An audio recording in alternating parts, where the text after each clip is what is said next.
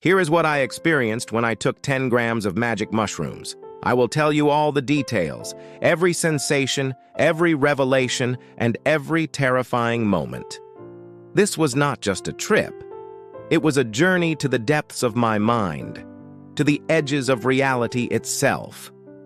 It started with a quiet, rainy afternoon, the kind that felt like it was humming with the promise of something immense. I had planned this carefully. No distractions, no obligations, just me, the darkness, and the 10 grams of dried Psilocybe cubensis sitting in my palm. I ground them into a fine, earthy dust and mixed them into a tea.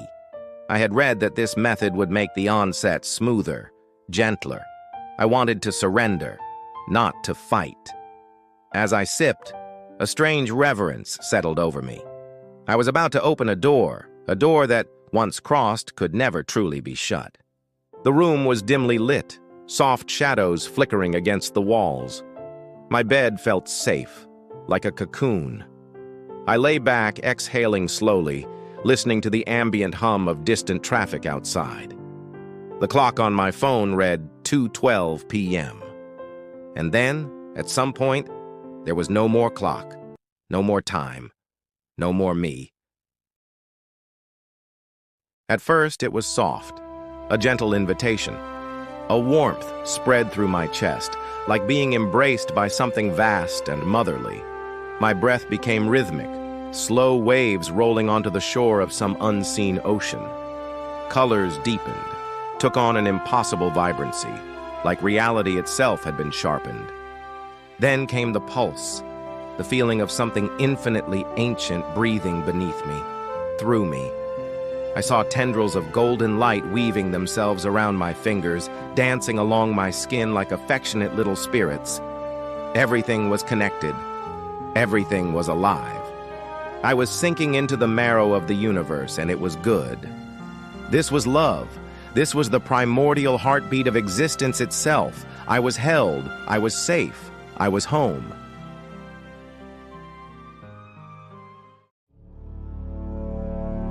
Then the ocean turned. There was a moment, perhaps just a flicker, perhaps an eternity, where I realized I was not in control.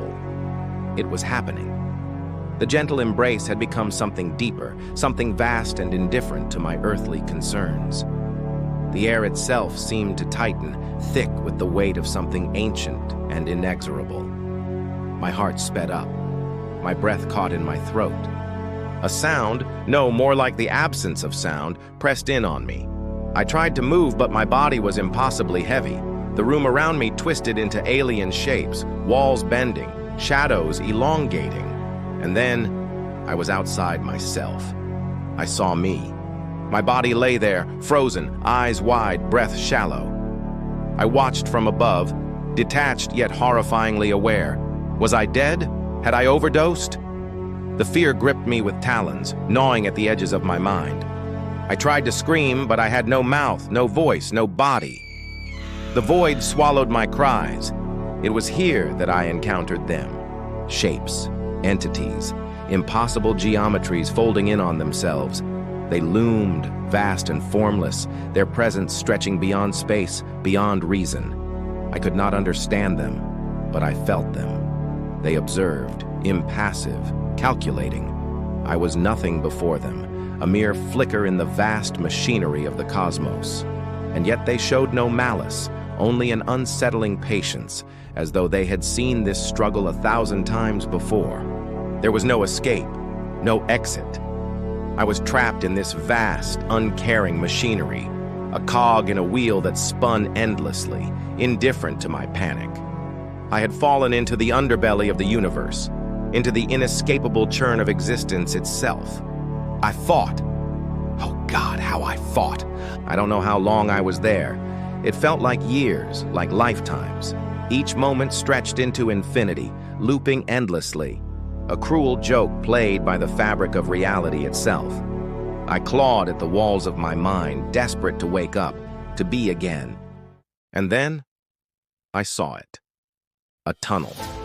A narrow passage of writhing light, pulsing with something beyond thought, beyond human comprehension. I had to reach it. I had to break free. I pushed, fought against the crushing weight of the abyss. It resisted, coiling around me like a serpent, whispering that I would never escape, that this was all there was. But something inside me roared in defiance. I was not just a cog. I was not just a fragment lost in the endless churning machinery of the void. I was alive. I broke through. The light swallowed me whole, and I dissolved. There was no more I, no more self, no more mind, no more body. Just a vast, infinite expanse of being, pure awareness, pure existence. It was overwhelming in its totality, too much to comprehend, yet utterly simple. There was no fear here, no struggle, no need. Only the hum of the cosmos itself, the great boundless love that had birthed everything. I had never been separate. I had never been lost. I had always been here. I had always been. Tears streamed down my face, though I barely recognized them as mine. I laughed, though it was the laughter of something far older than me. I had been searching, running, struggling for so long, and for what? There was nothing to fear. There had never been anything to fear. I was reborn in the arms of the universe. At some point, the colors softened. The shapes returned to things I recognized. Walls, blankets, the flickering candle. The impossible light dimmed into the glow of my bedside lamp. My body felt heavy, solid, but unfamiliar, as though I was stepping into it for the first time. It was already dark outside. The clock read 8:45 p.m. I sat up, my breath slow, measured. The world around me was both exactly as it had been and irreversibly different. I touched my face, my arms, feeling the strange miracle of being here, of being me. I understood now. Not in words, not in concepts, but in something deeper, something woven into the marrow of my being. The experience was already slipping away, like a dream dissolving with the morning light. But something remained. I was not alone. I had never been alone. I would never be alone.